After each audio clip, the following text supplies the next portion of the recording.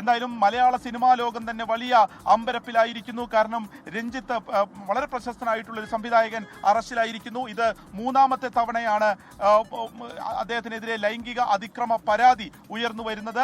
മറ്റ് 2 കേസുകളും കോടതി പിന്നീട് റദ്ദാക്കിയിരുന്നു. പക്ഷേ ആ സമയത്ത് ഉയർന്നു വന്ന വിവാദങ്ങൾ അത് തെല്ലൊന്നുമല്ല ഉലച്ചത്. കാരണം ഒരു ഇടതുപക്ഷ സഹയാത്രികൻ കൂടിയായിട്ടുള്ള രഞ്ജിത്ത് മലയാള സിനിമ ചലച്ചിത്ര അക്കാദമിയുടെ ചെയർമാൻ കൂടിയായിരുന്നു.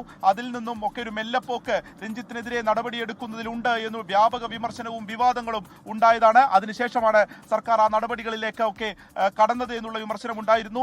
കുറച്ചു കാലമായി മലയാള സിനിമയിൽ വലിയ പ്രതിസന്ധി ഇല്ലാതെ പോകുന്നു എന്ന് തോന്നിയ ഒരു ഘട്ടത്തിൽ കൂടിയാണ് ഇപ്പോൾ നടൻ രഞ്ജിത്ത്, സംവിധായകനുമായിട്ടുള്ള രഞ്ജിത്തിനെതിരെ ലൈംഗിക അതിക്രമ പരാതി വരികയും പോലീസ് വളരെ ദ്രുതഗതിയിൽ അതിൽ വളരെ ഗൗരവത്തോടുകൂടി അതിലൊരു ഇടപെടൽ ഉണ്ടാവുകയും അത് അറസ്റ്റിലേക്ക് എത്തുകയും ചെയ്തിരിക്കുന്നു എന്നുള്ളതാണ്. സ്വാഭാവികമായിട്ടും നമുക്കറിയാവുന്ന പോലെ ഹേമ കമ്മിറ്റി റിപ്പോർട്ട് ഉൾപ്പെടെ അന്ന് വലിയ ചർച്ചയായതാണ്. തുടരെ പൊട്ടുന്നു എന്നുള്ള പോലെ തന്നെയായിരുന്നു മീടു ആരോപണങ്ങൾ പലർക്കെതിരെയും ഉയർന്നു വരികയൊക്കെ ചെയ്തത്.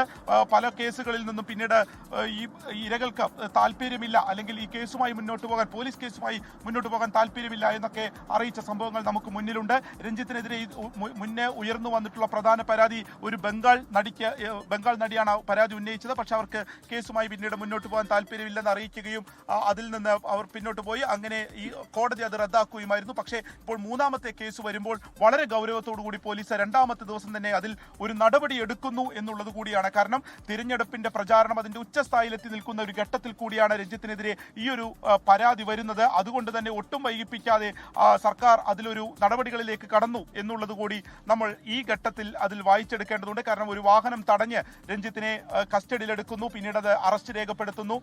ഇപ്പോൾ ഇതാ രാവിലെ തന്നെ മജിസ്ട്രേറ്റിനെ ഹാജരാക്കുന്നതിന് വേണ്ടി കൊണ്ടുപോകുന്നു തുടങ്ങിയിട്ടുള്ള കാര്യങ്ങളാണ് ഇപ്പോൾ നടക്കുന്നത്. ഇനി ഈ പരാതി വ്യാജമെന്ന് പറയുമ്പോൾ അത് എന്താണ്, അതുമായി ബന്ധപ്പെട്ട് കൂടുതൽ കൃത്യതയും വ്യക്തതയും വരേണ്ടതുണ്ട്. കോടതി എന്ത് നടപടി എടുക്കുമെന്നുള്ളതുണ്ട്. പക്ഷേ ഈ ഘട്ടത്തിൽ ലൈംഗിക അതിക്രമ പരാതി, അതുപോലെ തന്നെ